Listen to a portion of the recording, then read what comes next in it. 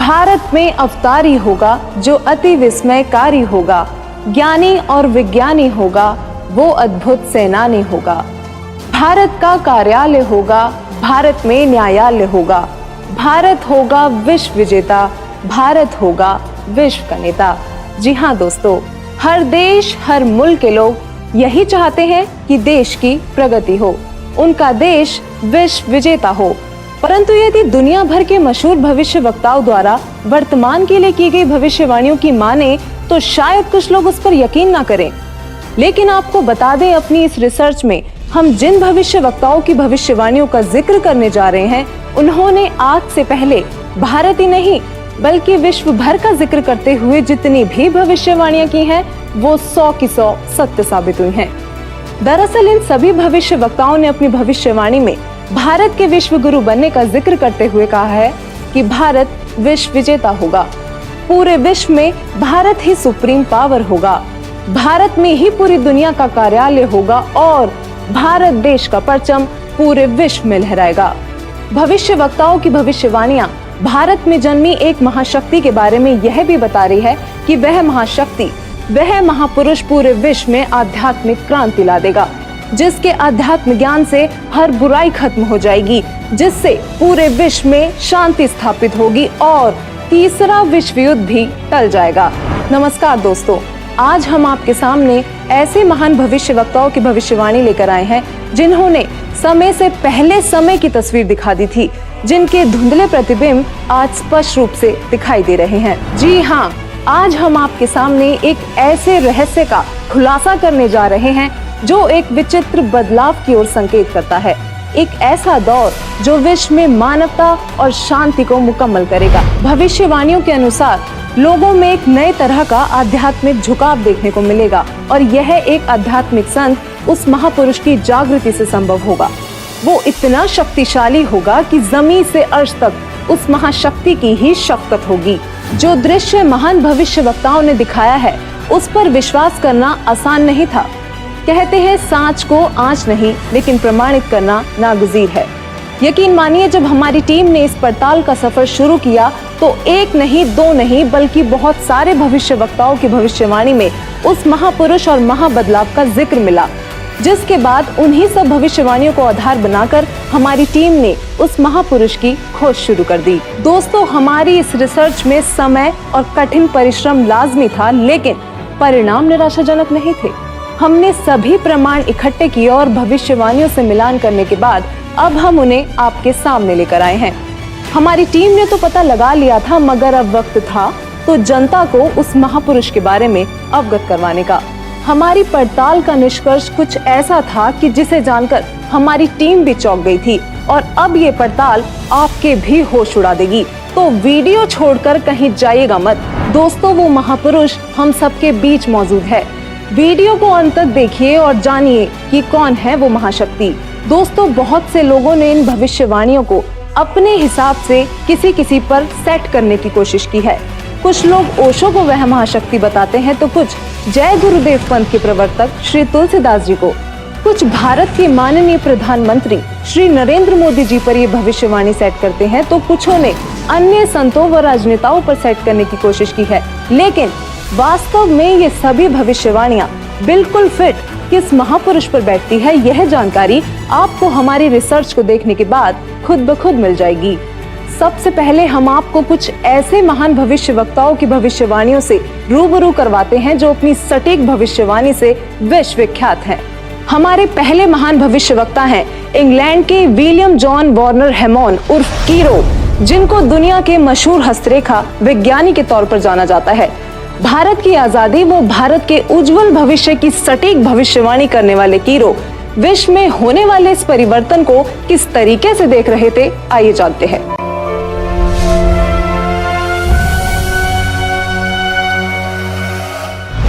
कीरो ने सन 1925 में लिखी पुस्तक में भविष्यवाणी की है 20वीं सदी अर्थात सन 2000 ईस्वी के उत्तरार्ध में जन्मा संत ही विश्व में नई सभ्यता लाएगा जो संपूर्ण विश्व में फैल जाएगी। भारत का वह एक व्यक्ति सारे संसार में ज्ञान की क्रांति ला देगा।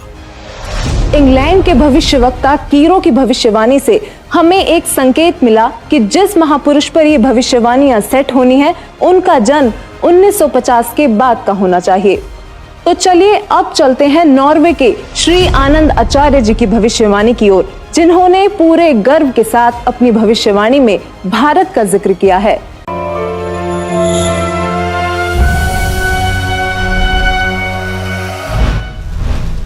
श्री आनंदाचार्य की भविष्यवाणी के अनुसार 1998 के बाद एक शक्तिशाली धार्मिक संस्था भारत में प्रकाश में आएगी, जिसके स्वामी एक गृहस्थ व्यक्ति की आचार संहिता का पालन संपूर्ण विश्व करेगा। धीरे धीरे भारत औद्योगिक, धार्मिक और आर्थिक दृष्टि से विश्व का नेतृत्व करेगा और उसका आध्यात्मिक तत्वज्ञान ही पूरे विश्व को मान्य होगा। आनंद आचार्य जी की भविष्यवाणी से हमें एक और संकेत मिला कि वो महापुरुष गृहस्थी होगा। दोस्तों, ये कुछ ऐसी भविष्यवाणियां हैं जो शायद आपने कभी सुनी तो होंगी, लेकिन कभी उन पर गौर नहीं किया होगा। अब देखते हैं नवयुग के बारे में भविष्यवाणी करने वाले इजराइल देश के जाने माने भविष्यवक्ता प्रोफेसर हरार जी का क्या कहना है।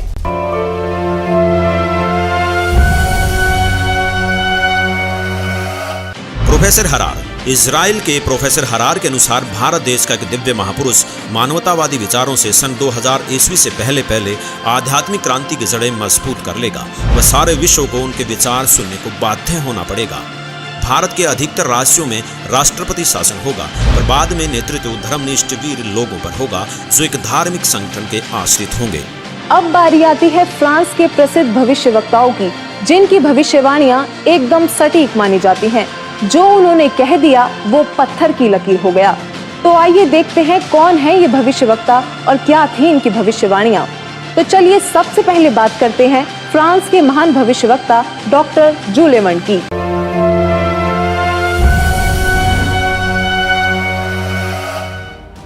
डॉक्टर जूले वर्न के अनुसार भारत से उठी ज्ञान की धार्मिक क्रांति नास्तिकता का नाश करके आंधी तूफान की तरह संपूर्ण विश्व को ढक लेंगी।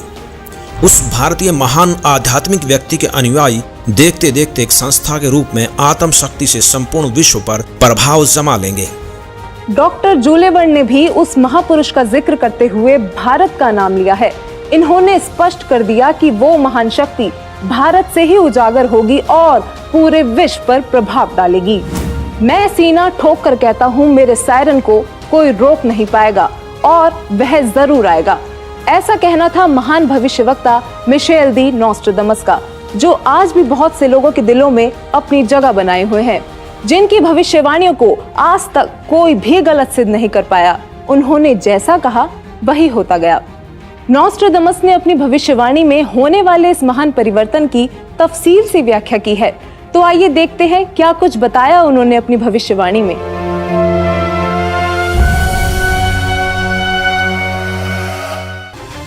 नॉस्ट्राडामस सन 1555 में अपने ग्रंथ के शतक 10 श्लोक 96 में उस महापुरुष के बारे में बताया है कि वह महापुरुष एक ऐसे देश में जन्म लेगा जो 3 तरफ से समुद्र से घिरा हुआ होगा तथा उस देश का नाम एक सागर हिंद महासागर के नाम से होगा, यानी कि हिंदुस्तान। दोस्तों, विश्व में हिंदुस्तान ही ऐसा देश है जो 3 ओर से सागर से घिरा है तथा हिंदुस्तान ही एकमात्र देश है जिसका नाम किसी सागर के नाम से मेल खाता है, हिंद महासागर। फिर शतक 20 श्लोक 25 में कहा है कि वो महापुरुष हिंदुस्तान में पैदा होगा। वह महापुरुष एक ऐसे प्रांत में जन्म लेगा जिसमें 5 नदियां बहती हों। यह उल्लेख उन्होंने शतक 1 श्लोक 50 में किया है। दोस्तों, हिंदुस्तान में पंजाब ही एकमात्र ऐसा प्रांत है जिसमें 5 नदियां बहती हैं, जिनके नाम आपके सामने हैं। नदियों के नाम हैं सतलुज, व्यास, रावी, झेलम और चेनाब। नॉस्ट्राडामस ने शतक 5 श्लोक 41 में बताया है कि उस महापुरुष द ग्रेट शायरन की 4 संतानें होंगी, जिसमें 2 पुत्र और 2 पुत्रियां होंगी। उस महापुरुष के बारे में एक रहस्य उद्घाटन करते हुए नॉस्ट्राडामस ने शतक 5 श्लोक 41 में लिखा है कि उस महापुरुष की माताएं 3 बहनें होंगी। नॉस्ट्राडामस ने शतक 6 श्लोक 70 में लिखा है कि मैं छाती ठोक कर कहता हूँ कि वह महापुरुष ऐसा ज्ञान बताएगा जो आज से पहले किसी ने नहीं सुना होगा। उसके ज्ञान को सुनकर सभी विद्वान कहलाने वाले धर्मगुरुओं को नतमस्तक होना पड़ेगा। एक बेहद हैरान कर देने वाली भविष्यवाणी नॉस्ट्राडामस ने उस महान पुरुष को लेकर करते हुए शतक 1 श्लोक 50 में कहा है कि उस महापुरुष को देशद्रोह अथवा राष्ट्रद्रोही समझकर लोग नफरत करेंगे, लेकिन बाद में सच्चाई जानने के बाद उससे बेहद प्रेम करेंगे। उसके द्वारा स्थापित आदर्श और विचारों का बोलबाला हर जगह हो जाएगा। नॉस्ट्राडामस ने शतक 20 श्लोक 25 में कहा है कि वह न तो क्रिश्चियन ईसाई होगा न मुसलमान होगा, वह केवल हिंदू ही होगा। शतक 6 श्लोक 17 में नास्त्रोदामस ने कहा है कि वह महापुरुष पूरे विश्व का संचालक होगा, वह महापुरुष विश्व विजेता होगा। शतक 2 श्लोक 79 में बताया है कि वह महापुरुष अपनी सत्य साधना बताएगा तथा इस क्रूर भूमि अथवा काल लोक से मुक्त करवाएगा। शतक 1 श्लोक 50 में कहा है कि वह महान पुरुष अपने ज्ञान के बल से सब राष्ट्रों को नतमस्तक कर देगा। मैं नास्त्रोदामस आपको स्पष्ट कर दूं कि उस महान संत की उपेक्षा न करें। उस महान संत को आराध्य देव मानकर उसकी पूजा करना आपके लिए बहुत हितकारी होगा, क्योंकि वह आदि पुरुष परमेश्वर का अंश दुनिया का तारणहार होगा। प्रसिद्ध भविष्यवक्ता नॉस्ट्राडामस जी की भविष्यवाणी से काफी हद तक यह स्पष्ट हो गया था कि उस महापुरुष की क्या पहचान है। हमारी टीम ने उनके बताए हुए हर उस पॉइंट को नोट किया जो हमें महापुरुष की ओर ले जा सकते थे, और इन सभी तथ्यों को मद्देनजर रखते हुए हम आगे बढ़े और अपनी पड़ताल में अन्य भविष्यवक्ताओं की भविष्यवाणियां भी खंगालना शुरू किया। विकसित तथा विकासशील देशों में शुमार अमेरिका, वहां पर भी भारत और उस अवतारी पुरुष का जिक्र हुआ। तो चलिए अब रुक करते हैं अमेरिका के भविष्यवक्ताओं की भविष्यवाणियों का, जो इस प्रकार हैं। अमेरिका के न्यू जर्सी शहर की मूर्धन्य भविष्यवक्ता फ्लोरेंस, जो कि अपनी सटीक भविष्यवाणी से विश्व प्रसिद्ध हैं तथा जिनकी भविष्यवाणियों से भारत उम्मीद की किरण नजर आता है। दरअसल इस महिला भविष्यवक्ता ने उस महापुरुष के बारे में ऐसे ऐसे रहस्य खोले हैं जिन्हें सुनकर आप भी अचंभित रह जाएंगी। यह अक्सर उस महापुरुष को ध्यान लगाते समय देखा करती थी। तो आइए जानते हैं उन्होंने उस महापुरुष के बारे में क्या क्या रहस्य खोले हैं।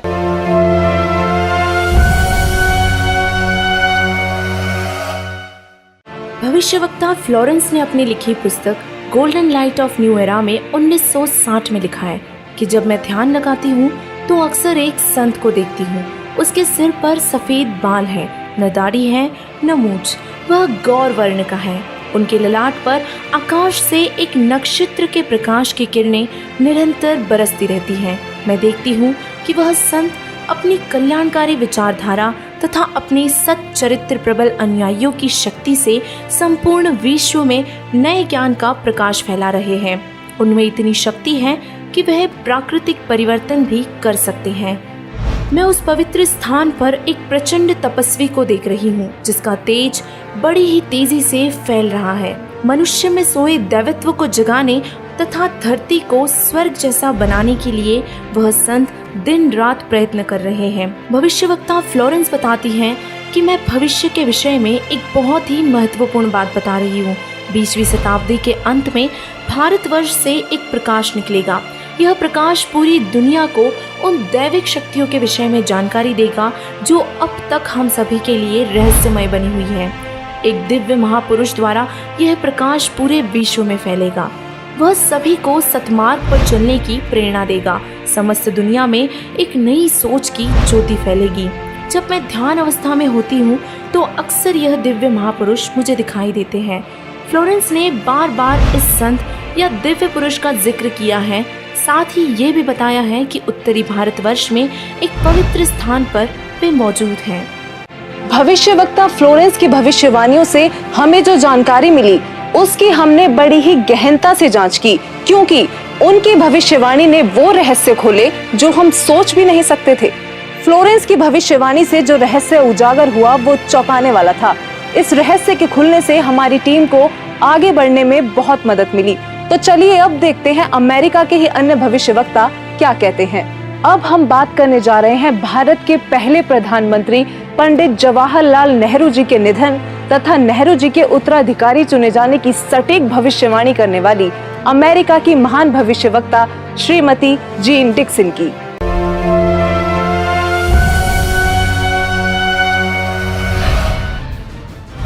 अमेरिका की महिला भविष्यवक्ता जीन डिक्सन में भविष्य दर्शन की जबरदस्त प्रतिभा थी। उनके अनुसार 20वीं सदी के अंत से पहले विश्व में एक घोर हाहाकार तथा मानवता का संहार होगा।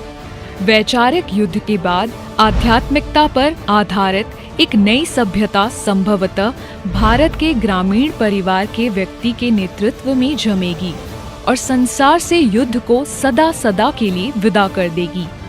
जीन डिक्सन की भविष्यवाणी से हमें एक और संकेत मिला कि वो महापुरुष ग्रामीण परिवार से होगा जिसके अभिनेतृत्व में भारत भौतिक, आध्यात्मिक तथा राजनीतिक दृष्टि में तीव्रता से प्रगति करेगा।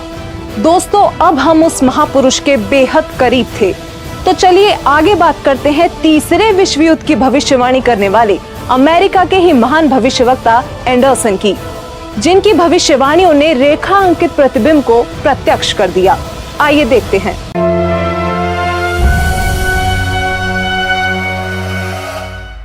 21वीं सदी में भारत के देहात का एक धार्मिक व्यक्ति एक मानव, एक भाषा और एक झंडे की रूपरेखा का संविधान बनाकर संसार को सदाचार, उदारता, मानवीय सेवा व प्यार का सबक देगा। एंडरसन जी की भविष्यवाणी भी 21वीं सदी की ओर संकेत कर रही थी, जिस दौरान वो महापुरुष एक भाषा, एक मानव तथा एक झंडे की रूपरेखा रखेगा। इतने संकेत मिलने के बावजूद भी हमने अन्य भविष्यवक्ताओं की भविष्यवाणियां देखना जारी रखा और अब हमारे सामने आती है हंगरी की महान भविष्यवक्ता बोरिस्का की भविष्यवाणी। बोरिस्का का नाम भी भविष्यवक्ताओं की सूची में अव्वल है, जो विकसित अनचेतना से संपूर्ण जगत की भूतकालीन तथा भावी गतिविधियों को देख पाने में सक्षम थी।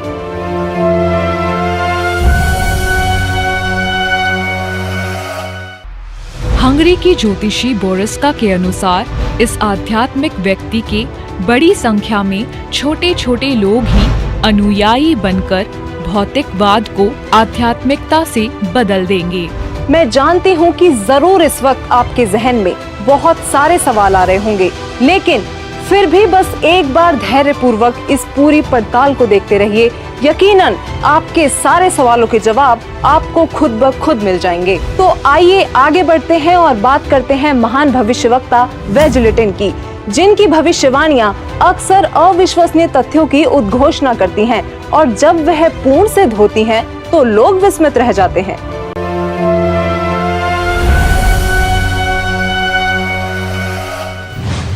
श्री वेजलेटिन।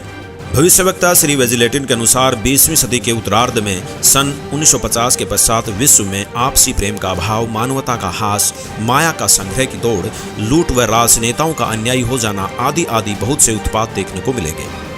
परंतु भारत में उत्पन्न हुई शांति, भ्रातृत्व भाव पर आधारित नई सभ्यता संसार से देश, प्रांत और जाति की सीमाएं तोड़कर विश्व भर में अमन और चैन उत्पन्न करेंगी। भविष्यवक्ता वेजलेटिन ने अपनी भविष्यवाणी में आज की स्थिति का बखूबी जिक्र किया है। उन्होंने कहा है कि जहां लोगों में आपसी प्रेम का अभाव हो जाएगा, मानवता का ह्रास शुरू हो जाएगा, राजनेता अन्यायी हो जाएंगे और धन कमाने की दौड़ लगी होगी, पूरी दुनिया में अशांति का माहौल होगा, तब वह महापुरुष अपने आध्यात्मिक विचारों से शांति लाएगा। इस हाहाकार को मिटाने वाला महापुरुष बहुत ही जल्द पूरे विश्व में शांति लाएगा। दोस्तों, भविष्यवाणियों की पड़ताल का ये सफर हमारे लिए किसी चक्रव्यूह से कम नहीं था, लेकिन हमें यकीन था कि कहीं ना कहीं ये सफर हमें हमारी मंजिल तक जरूर पहुंचा देगा और ऐसा ही हुआ। क्योंकि वो महापुरुष भारत से है, तो विदेशों के इन सभी भविष्यवक्ताओं की भविष्यवाणियों से जो जो संकेत हमें मिलते गए, उन पर गौर करते हुए अब हम भारत के भी कुछ संतों की भविष्यवाणियों पर ध्यान देने लगे। तो चलिए सबसे पहले बात करते हैं सिख धर्म के गुरु श्री गुरु नानक देव जी की, जिनके बारे में हमें ज्यादा बताने की जरूरत नहीं, क्योंकि सब उनसे बखूबी परिचित हैं। उनकी पुस्तक जन्म साखी भाई बालेवाली में एक ऐसी भविष्यवाणी मिली है जो ये स्पष्ट करती है कि वो महापुरुष कौन होगा। तो आइए देखते हैं क्या है ये भविष्यवाणी।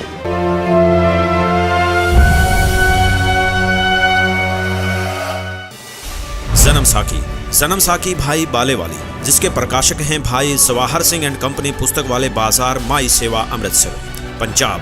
हिंदी भाषा वाली। पेज नंबर 305 पर भक्त प्रहलाद की भविष्यवाणी लिखी है कि नानक जी के सचखंड साने के सैकड़ों वर्ष पश्चात पंजाब की धरती पर 60 वर्ण में वह संत जन्म लेगा जो कबीर जी तथा नानक जी जैसा महान होगा। उसका प्रचार क्षेत्र बरवाला शहर होगा। दोस्तों, जन्म साखी भाई बालेवाली में लिखी भविष्यवाणी से ये स्पष्ट हो गया कि वो संत जाट वर्ण का होगा और उसका प्रचार क्षेत्र बरवाला होगा। आरिफ का चेहरा प्रत्यक्ष दिखाई दे रहा था। हम करीब थे उस महापुरुष के जो रिवायतें बदलने में सक्षम थे। अब देखना यह था कि जाट जाति का संत कौन है और किसका प्रचार क्षेत्र बरवाला है। इसके साथ ही हमें अपनी अगली भविष्यवाणी में उस संत के जन्म का पता लगा।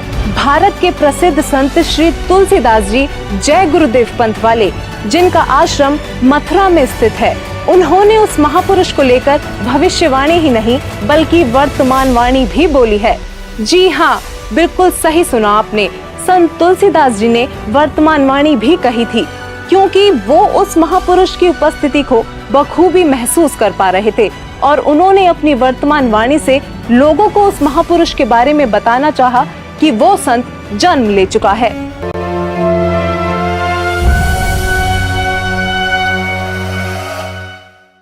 श्री तुलसीदास जी उर्फ जय गुरुदेव जी ने 7 सितंबर 1971 में भविष्यवाणी की थी, जो अपनी शाकाहारी पत्रिका में पेज नंबर 50 में लिखी है कि वह अवतार जिसकी लोग प्रतीक्षा कर रहे हैं वह 20 वर्ष का हो चुका है। यदि उसका पता बता दूं तो लोग उसके पीछे पड़ जाएंगे। अभी ऊपर से बताने का आदेश नहीं हो रहा है। मैं समय का इंतजार कर रहा हूँ। सभी महापुरुषों ने समय का इंतजार किया है और समय आने पर सबको सब कुछ मालूम हो जाएगा। श्री तुलसीदास जी द्वारा 28 अगस्त 1971 को की गई भविष्यवाणी अनुसार महापुरुष का जन्म भारतवर्ष के एक छोटे से गांव में हो चुका है और वह व्यक्ति मानव इतिहास का सबसे महत्वपूर्ण व्यक्ति बनेगा। उसे जनता का इतना बड़ा समर्थन प्राप्त होगा कि आज तक किसी को नहीं मिला है। वह महापुरुष नए सिरे से विधान को बनाएगा और वह विश्व के संपूर्ण देशों पर लागू होगा। उसका एक झंडा होगा, उसकी एक भाषा होगी। शाकाहारी पत्रिका का उपरोक्त वर्णन पुस्तक जय गुरुदेव की अमृतवाणी भाग 2 के 50 तथा 59 पर लिखा है, जिसकी लेखिका हैं दिव्या शर्मा तथा मुद्रक हैं अर्जेंट प्रिंटिंग प्रेस, पुराना बस स्टैंड, मथुरा।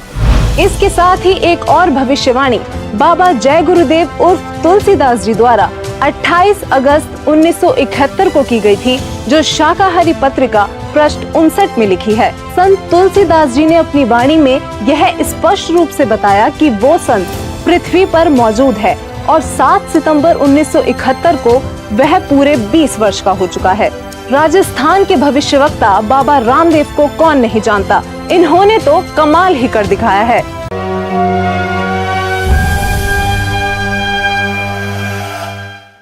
बाबा रामदेवराज जी ने अपनी पुस्तक 24 प्रमाण में लिखा है कि वो संत जाट जाति से होगा, वह तारणहार कलयुग में सतयुग लाएगा। उस संत की एक पहचान और भी होगी कि वह कबीर देव के गुण गाएगा।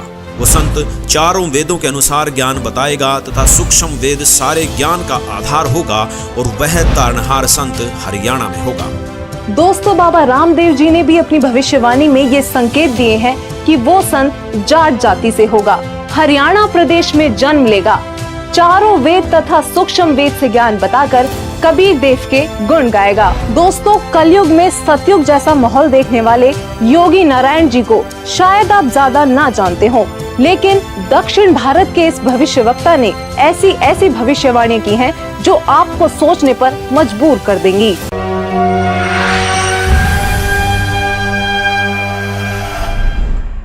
दक्षिण भारत के कर्नाटक के योगी नारायण जी ने अपनी पुस्तक काल ज्ञान में उस महापुरुष के साथ साथ उनके द्वारा लाए जाने वाले राम राज्य का भी जिक्र किया है। योगी नारायण जी की भविष्यवाणी कहती है कि वह दैविक शक्ति वाला महापुरुष पूरे विश्व को एक करके पूरे साम्राज्य पर राज करेगा, सबका प्रभु बनेगा। वह महापुरुष उत्तरी भारत से हो सकता है, ऐसा संकेत दिया है। उस महापुरुष का शासन धर्मयुक्त होने के कारण वर्षा अच्छी होगी, फसल भी अच्छी आएगी।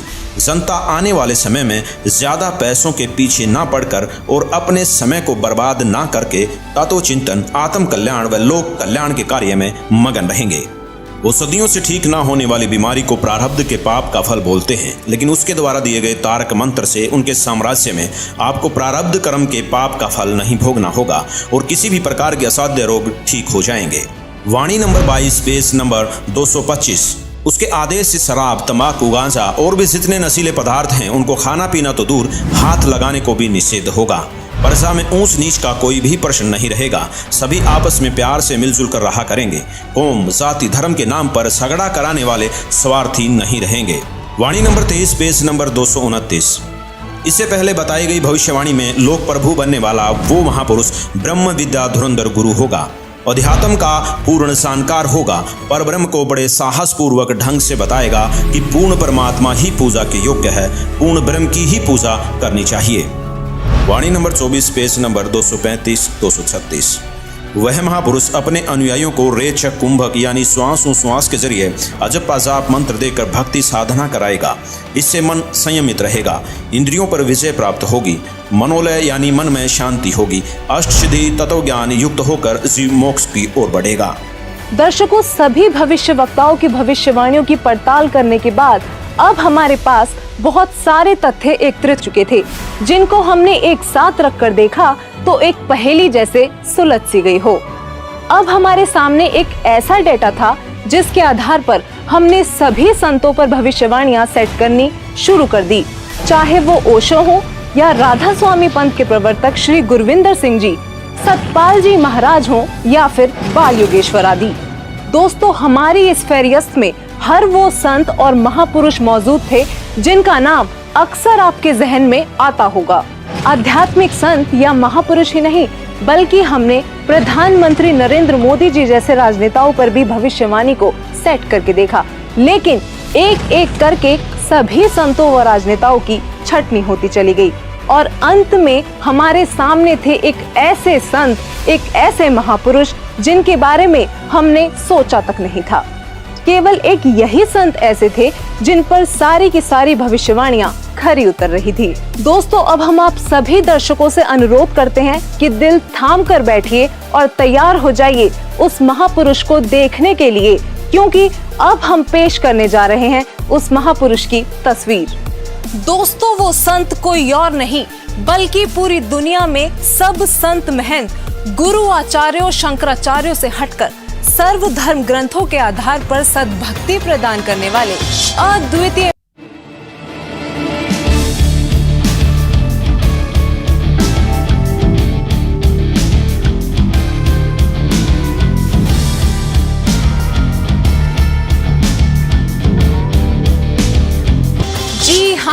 यही है वो महापुरुष जिनके विषय में देश और विदेशों के महान भविष्यवक्ताओं ने भविष्यवाणियां की हैं। दोस्तों, हमने इस सफर की शुरुआत में ही बताया था कि परिणाम आपको चौंका देगा।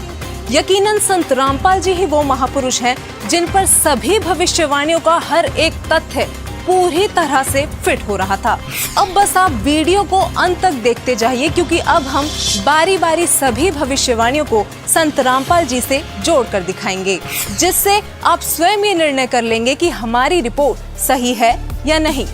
तो चलिए सबसे पहले बात करते हैं उस पृष्ठभूमि की जहां वो महापुरुष अवतरित हुए। नोस्ट्रेदामस के अनुसार वह महापुरुष ऐसे देश से होगा जो 3 तरफ से समुद्र से घिरा होगा और उस देश का नाम भी एक सागर हिंद महासागर के नाम पर होगा, यानी कि हिंदुस्तान।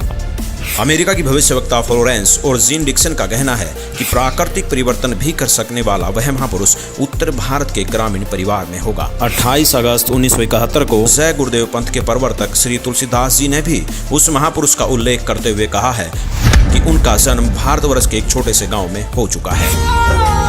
वह तारणहार संत हरियाणा में होगा। कुछ ऐसा ही कहना है राजस्थान के बाबा रामदेवरा जी का। इसके अलावा इंग्लैंड के कीरो और फ्रांस के जुलेवन जैसे भविष्यवक्ताओं ने भी उस महाशक्ति के बारे में भारत में ही होने के संकेत किए हैं। संत रामपाल जी का जन्म उत्तर भारत के छोटे से गांव धनाना, जिला सोनीपत, हरियाणा, जो कि पहले पंजाब प्रांत था, वहां एक ग्रामीण परिवार में हुआ। इंग्लैंड के भविष्यवक्ता कीरो ने उस संत का जन्म 20वीं सदी के उत्तरार्ध में अर्थात सन 1950 के पश्चात 1951 में हुआ बताया है। तो वही श्री तुलसीदास जी और जय गुरुदेव जी ने भी 7 सितंबर 1971 की अपनी भविष्यवाणी में बताया है कि वह महापुरुष 20 वर्ष का हो चुका है।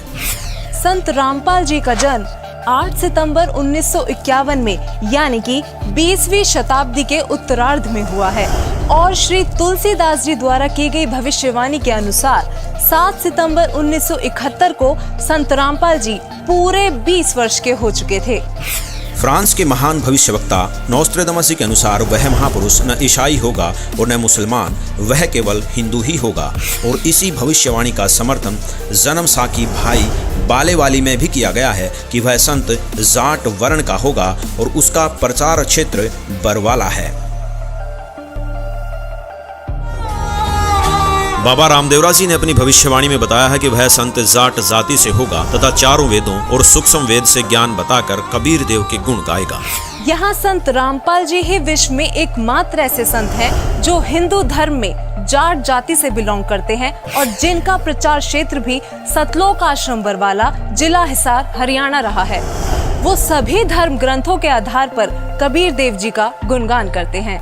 नोस्ट्रेदामस के अनुसार उस महापुरुष की 4 संतानें होंगी और उनकी माताएं 3 बहनें होंगी। यहाँ नॉर्वे के आनंदाचार्य जी ने भी यही बताया है कि वह महापुरुष एक गृहस्थ व्यक्ति होगा। ये भविष्यवाणी भी संत रामपाल जी पर पूरी तरह से खरी उतरती हैं। दरअसल संत रामपाल जी की माताएं 3 बहनें हैं। ये बात प्रमाणित करने के लिए पेश है आपके सामने संत रामपाल जी की माता जी का यह वीडियो। माता जी, क्या शुभ नाम है आप जी का? चंद्र देवी। माता जी, कौन से गांव से हैं आप? दमकन खेड़ी। माता जी, आप कितने भाई बहन हैं? 6 बहन भाई, 3 बहन 3 भाई। माता जी, आपकी जो 3 बहन हैं उनके क्या क्या नाम हैं? बड़ी लक्ष्मी, मेरा नाम चंद्र देवी, उसका है प्यारी। वहीं संत रामपाल जी महाराज जी की 4 संतानें, 2 पुत्र तथा 2 पुत्रियां भी हैं। अमेरिका के न्यू जर्सी शहर की भविष्यवक्ता फ्लोरेंस ने बताया कि वह महापुरुष गौर वर्ण के हैं। सिर पर सफेद बाल है, न दाढ़ी है और न मूछें। इन सभी भविष्यवाणियों का मिलान आप जी चाहें तो अपने आप भी कर सकते हैं। संत रामपाल जी गौर वर्ण के हैं। उनके सिर पर सफेद बाल है और वो बगैर दाढ़ी मूछ के रहते हैं। एक आश्चर्यचकित भविष्यवाणी करते हुए फ्रांस के नोस्ट्रेदामस जी कहते हैं कि प्रथम तो लोग उस महापुरुष को देशद्रोही अथवा राष्ट्रद्रोही समझकर नफरत करेंगे, लेकिन बाद में सच्चाई जानकर बेहद प्रेम करेंगे। दोस्तों, 2014 में संत रामपाल जी पर देशद्रोह का झूठा केस भी लगाया गया, लेकिन आज संत रामपाल जी की लोकप्रियता लोगों के सिर चढ़कर बोल रही है।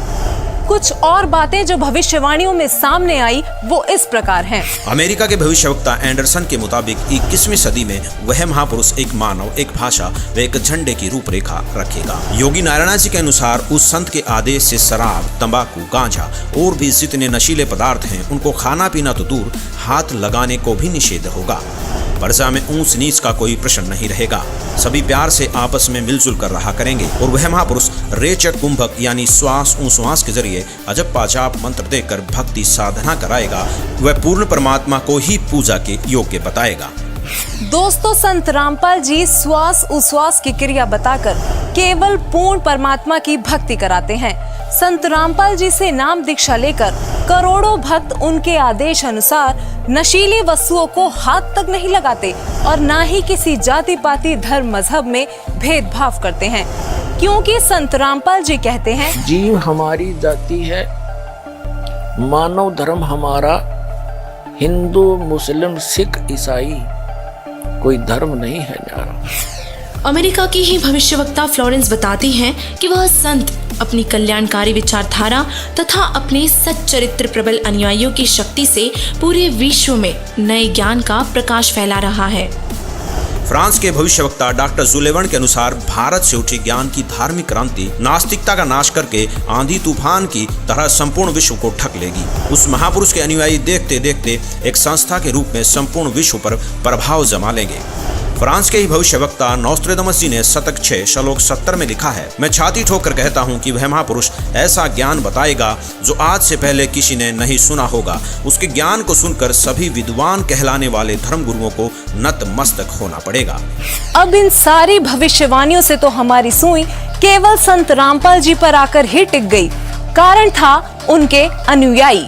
दोस्तों, संत रामपाल जी के अनुयायियों ने अपने गुरुदेव जी द्वारा बताए जा रहे ज्ञान को जन जन तक पहुंचाने के लिए व्हाट्सएप, फेसबुक, ट्विटर आदि सोशल मीडिया के हर एक प्लेटफॉर्म से लेकर इंटरनेशनल टीवी चैनलों और बुक्स आदि के माध्यम से पूरे विश्व में तहलका मचा रखा है। संत रामपाल जी ने अद्वितीय ज्ञान बताया है, जिसके आधार पर संत रामपाल जी की काफी धर्म गुरुओं, संतों, महंतों, आचार्यों, शंकराचार्यों के साथ आध्यात्मिक ज्ञान चर्चा हुई है, जिनको देखने के बाद हमें लगा कि भविष्यवाणियों के अनुसार केवल संत रामपाल जी ही वो संत हैं जिनके ज्ञान को सुनकर सभी विद्वान कहलाने वाले धर्म गुरुओं को एक ना एक दिन नतमस्तक होना ही पड़ेगा। ये सभी संत रामपाल जी के साथ हुई ज्ञान चर्चा में हारते प्रतीत हुए। तो आखिरकार ये अनसुलझी पहेलियां इतने सरल तरीके से सुलझ गईं कि संदेह की कोई गुंजाइश ही नहीं बची। वीडियो में कही गई एक एक बात सत्य है। यकीनन संत रामपाल जी ही वो महापुरुष हैं जो धरती को स्वर्ग बनाने के लिए दिन रात प्रयत्न कर रहे हैं।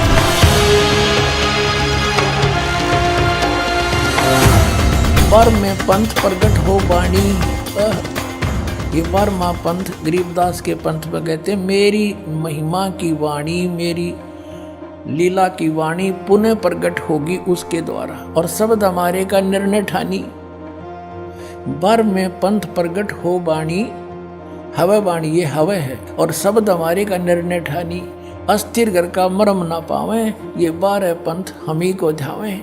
कि 12 पंथ तक, गरीबदास पंथ तक ये उस स्थायी स्थान पर नहीं जा सकते, सतलोक प्राप्ति नहीं कर सकते। फिर कहते हैं बर में पंथ हम ही चलावें, बर में पंथ में हम ही चलकर आवेंगे। गरीबदास वाले में आगे चल गए और सब पंथ मिटा के एक का पंथ चलावें। और कहते हैं अब परमात्मा ने कलयुग को 3 चरणों में बांटा है। ये प्रथम चरण कलयुग निर्याना, तब मगर मांडो में दाना। प्रथम चरण कलयुग का उस समय समझो जब मैं घर से सह शरीर जाऊंगा, वो प्रथम चरण होगा। और बीचली पीढ़ी का कब होगा? 5505 बीत जाएंगे तब। अब देखो आगे ये बताया कि कलयुग ऐसे ऐसे बीतेगा। और फिर बताया है कि 5000, ये कलयुग के विषय में बताया कि 5505 तब ये शब्द होगा सच्चा। ओए होए, कहते 5505 वर्ष जब बीत जाएंगे तब यह मेरी बात सच्ची होगी। ये कबीर सागर है। और इसके सवसम बोध नामक एक चैप्टर है, और खंड इसका वही बोध सागर खंड है। 170 पृष्ठ से यहाँ से देखियो, ये सत्य कबीर वचन यानी परमात्मा के वचन है, लेकिन हमारे काम के ये यहाँ से हैं। 171 पृष्ठ से सवसम वेद बोध, सवसम वेद बोध यहाँ लिखा है 5 सहस और 500 जब 5 सहस और 500 यानी 5500 जब कलयुग बीत जाए, महापुरुष फरमान तब जग तारण को आए। अब 5 सहस और 500 यानी 5500 जब कलयुग बीत जाए, महापुरुष फरमान तब जग तारण को आए। 5500 जब कलयुग बीत जाएगा तब एक महापुरुष संसार का उद्धार करने के लिए आएगा, और उसके पास सही फरमान होगा। फरमान माने वो मंत्र जाप आदेश। हिंदू तुर्क आदिक सब जेते जीव जहान, और सत्य नाम की साख गहें वो पावे पद निर्वाण। अब क्या बताया है कि हिंदू तुर्क, हिंदू और मुसलमान जो अलग अलग होंगे, और फिर और भी जो होंगे जैसे सिख और ईसाई आदिक यानी सभी जेते जीव जहान, सतनाम की साख गए ये पावे पद निर्वाण। तो निर्वाण माने मोक्ष, मोक्ष पद पाएंगे सब के सब वो सतनाम प्राप्त करके इस दास से, महापुरुष से। जैसे परमात्मा ने कहा था उस कबीर वाणी में कि सभी पंथों को मिटा के एक पंथ चलाऊंगा, उसके विषय में फिर दोहराया है कि वो कैसे एक होंगे। यथा सरित गण आप ही मिले सिंधु में धाये, सत सुकृत के मध्य में सभी पंथ समाये। क्या बताया कि जैसे सरित गण यानी नदियों का, नदियां, सरित गण माने नारी नारी नदी, और आप ही उस समुद्र में जाकर वेग धाय माने शीघ्रता से मिल जाती हैं फटाफट। ऐसे उस सत सुकृत यानी उस सच्चे पंथ के मध्य जो हम चलाएंगे, उसमें तिमी माने उसमें सब ऐसे ही समाये जैसे सरिता दरिया अपने आप समुद्र में सपीडते में जाकर मिल जाती, एक हो जाते हैं। ऐसे सत सुकृत के मध्य सब पंथ समाये, सब एक हो जाएंगे। अब क्या बताते हैं परमात्मा धर्मदास, जो मैंने ये सवसम वेद में जो लिख दिया जो वचन बोले हैं ये जब लग पूर्ण होए नहीं ठीके को तिथिवार। ये ठीक क्या होती है? जैसे हमारे पहले पुराने समय में हम छोटे छोटे थे जब यूं कहा करते कि एक व्यापारी भैंस ले गया और पैसे ना देता, आगे से आगे ठीक बता रहा है, आगे तागे समय धर रहा है, पैसे नहीं दे रहा। तो इस प्रकार यहाँ वो बताया है कि यो मैंने जो ठीक दर रखी है ना, ठीक वो निर्धारित समय कर रखा है कि धर्मदास जब तक वो समय नहीं आएगा ना तब तक तो ये मेरी बात ये सब संवेद में लिखी हुई निराधार महसूस होंगी जो कपटी लोगों को। लेकिन जब वो समय ठीक का आ जाएगा ना, जब देखिए ढूंढा पाटेगा। अब देखो, अब हम फिर आगे कि जब लग पूर्ण होए नहीं ठीक को तिथिवार और कपट चातुरी तब लो यो सब संवेद निर्धार। कहते हैं तब तक तो मेरे द्वारा ये बात कही गई सब संवेद वाली, ये गुप्त ज्ञान, सब संवेद माने गुप्त ज्ञान जो पहले भी अब भी कहा है। तो ये निराधार महसूस होगा जब लग पूर्ण होए नहीं ठीका, जो ठीक को तिथिवार यानी ठीक उस निर्धारित धरे हुए निर्धारित किए हुए समय की जो समय नहीं आएगा तब तक तो मेरा यो ज्ञान निराधार महसूस होगा। जब वो समय आ जाएगा ठीक का, जो है ठीक का दिन आवंत, युगंत लिखा आवंत, तो क्या होगा? सब ही नारी नर शुद्ध, सब कपट छोड़ के बुराई त्याग देंगे सब नर नारी। और जब ठीक का दिन आवंत और कपट चातुरी छोड़ के वो शरण कबीर गहनत।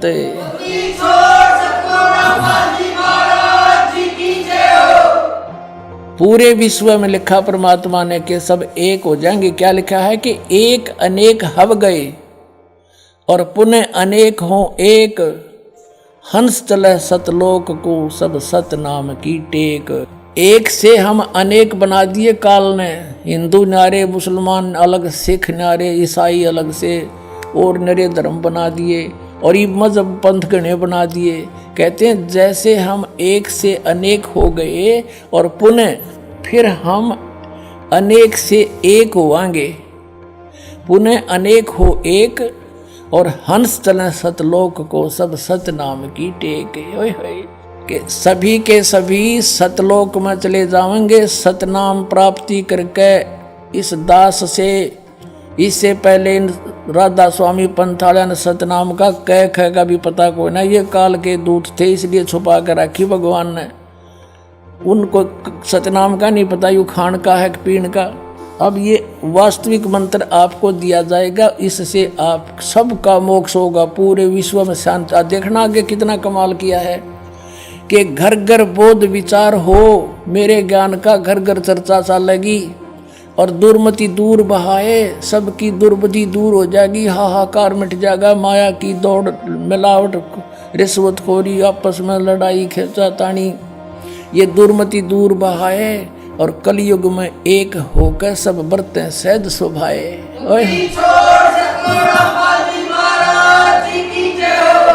तो 2000 सन में 5508 वर्ष कलयुग बीत गया। अब हम पीछे चले 5505 निकालने के लिए। 1997 में 5505 कलयुग बीता, 1999 में 5507 हो गया और 1998 में 6 हो गया, 1997 में 5505 वर्ष कलयुग बीत गया। और उस समय इस दास को 1997 में 10 बजे इस शुक्ल फागुन की उतरते की एकम के दिन 1997 में दास को परमात्मा पुनः मिले थे। उसमें आदेश दे दिया था कि अब समय आ गया है इस सतनाम की को उजागर कर देने का, बेटा कर दे। और मुझसे कहा था कभी किसी को जिक्र ना करना कि मेरे मिलन का समय आने पर बता। लेकिन दास ने लिख दिया था एक पुस्तक में, अभी दिखाते हैं आपको, बहुत पहले।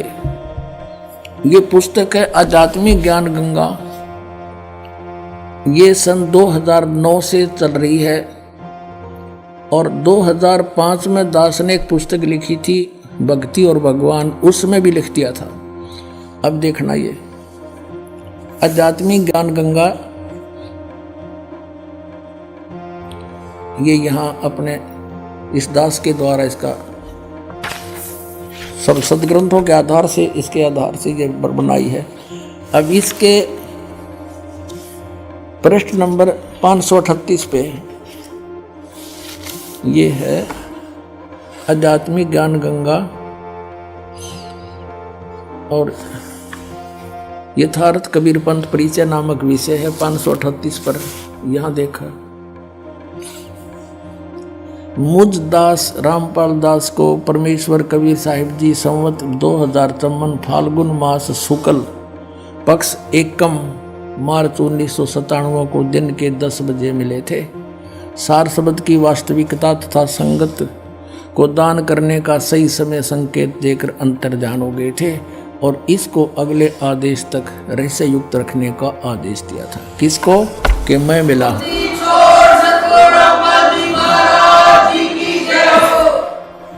तो पुण्यात्माओं, ये दास ने कोई बाद में नहीं लिखी, ये 5505 तो ईब समझ में आई हमारा। ये ईब कैलकुलेशन करी दोबारा भी कैसे सेट होया। ये वहाँ नो का नो जिसने मालिक ने बना के भेज रखा उसमें कमी नहीं रह सकती। ये दास उसी परमेश्वर का भेजा हुआ है आपके लिए।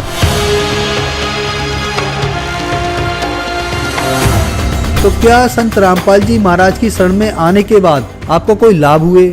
संत रामपाल जी महाराज जी की शरण में आने से हमारे जो माइंड में प्रॉब्लम रहती थी वो सही हुई और हमारी बेटी की जो निमोनिया थी वो भी ठीक हुई। हमारी आर्थिक स्थिति ठीक हो गई। मेरे हस्बैंड की जॉब नहीं होती थी, उनकी जॉब पहले पानीपत में लगी, कॉन्ट्रैक्ट पे लगे थे, 2-2.5 साल तक रहे। आज वो परमानेंट जॉब पे करनाल में लगे हैं। आशीर्वाद मात्र से मेरे गले में जो कैंसर की गांठें थी वो बिल्कुल ठीक हो गई और मेरे दिल में छेद था वो भी संत रामपाल जी महाराज के आशीर्वाद मात्र से ही बिल्कुल ठीक हूँ मैं। छोटी मोटी बीमारी थी तो परमात्मा की दया से शरण में आने से संत रामपाल जी महाराज जी के वो भी बिल्कुल दूर हो गई, छोटी मोटी बीमारी जो थी। सदगुरु रामपाल जी महाराज की कृपा से यहाँ आने के बाद में ये नशा पता सब मेरा छूट गया, जबकि इतने कोशिश करने के बावजूद मैं नशे से एक पल भी दूर नहीं रहने पा रहा था। तो पहले बहुत नशे करता था, दारू गांजा भांग शराब जितने भी हैं टोटल नशे दास किया करता था।